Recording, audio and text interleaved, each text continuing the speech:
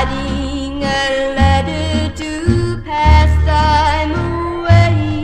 His little granddaughter climbed up on his knee, saying, "Won't you please write a letter for me?" Oh, what must I say in this letter, I pray? Tell Mommy I miss her since she went away. I'm coming to see her real soon, I hope. He choked back a big lump that rose in his throat.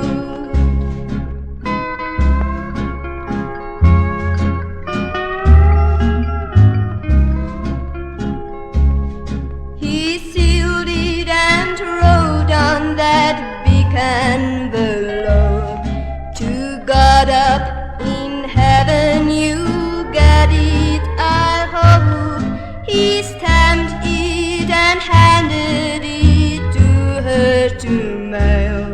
Her big eyes were shining, her little face pale.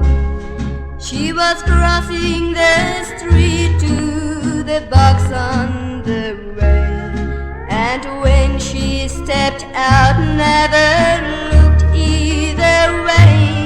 Her big motor hit her and sped away fast. The little girl's prayers had been answered at last. The postman was passing and picked up the note addressed to the master, and his words he spoke straight up into heaven. This letter did go. She's happy up there